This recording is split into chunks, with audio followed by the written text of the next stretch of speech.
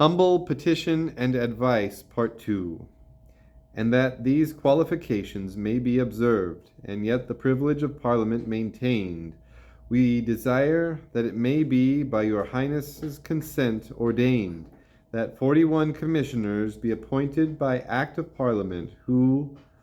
or any 15 or more of them, shall be authorized to examine and try whether the members to be elected for the House of Commons in future parliaments be capable to sit according to the qualifications mentioned in this petition and advice. And in case they find them not qualified accordingly, then to suspend them from sitting until the House of Commons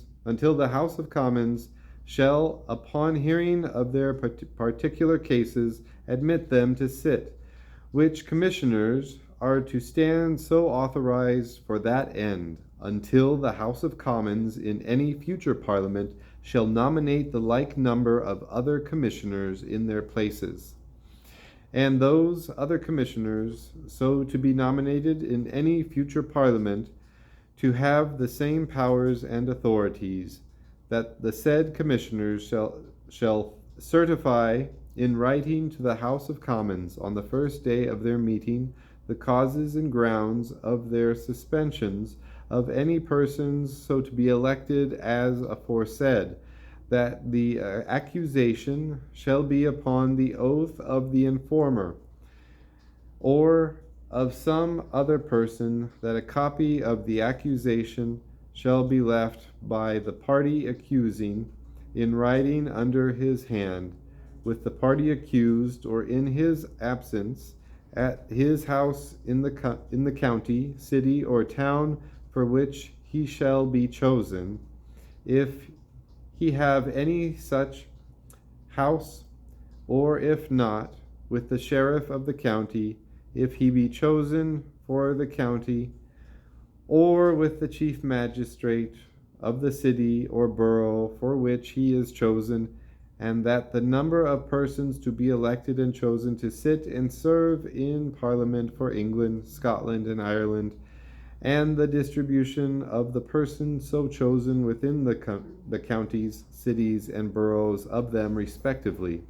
may be according to such proportions as shall be agreed upon and declared in this present Parliament. 5. That your Highness will consent that none be called to sit and vote in the other house, but such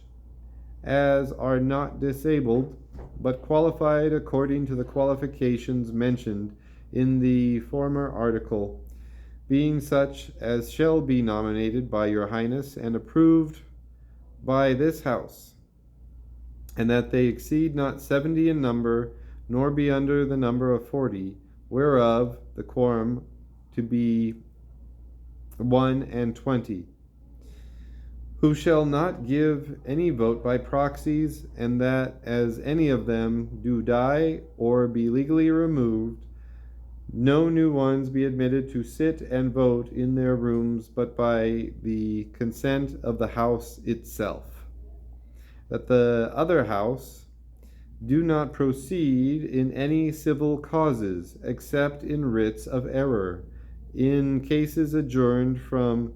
inferior courts into the Parliament for difficulty, in cases of petitions against proceedings in courts of equity, and in cases of privileges of their own house. That they do not proceed in any criminal causes whatsoever against any person criminally, but upon an impeachment of the Commons assembled in Parliament, and by their consent, that they do not proceed in any cause, either civil or criminal, but according to the known laws of the land and the due course and custom of Parliament, that no final determinations or judgments be by any members of that House in any cause there depending, either civil, criminal, or mixed, as commissioners or delegates, to be nominated by that House, but all such final determinations and judgments to be by the House itself, any law or usage to the contrary notwithstanding. 6. That in all other particulars which concern the calling and holding of parliaments, your highness will be pleased that the laws and statutes of the land be observed and kept, and that no laws be altered, suspended, abrogated, or repealed, or new law made, but by act of Parliament. 7. And to the end there may be a constant revenue for the support of the government and for the safety and defense of these nations by sea and land, we declare our willingness to settle forthwith a yearly revenue of £1,300,000, whereof £1,000,000 for the Navy and Army, and £300,000 for the support of the government, and no part thereof to be raised by a land tax,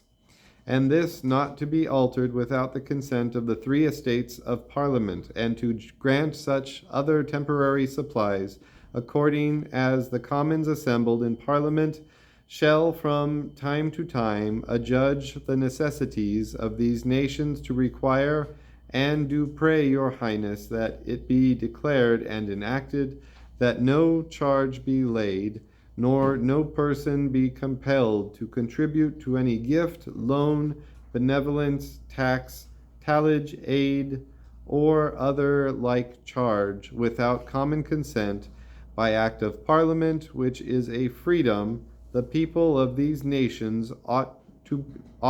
by the laws to inherit.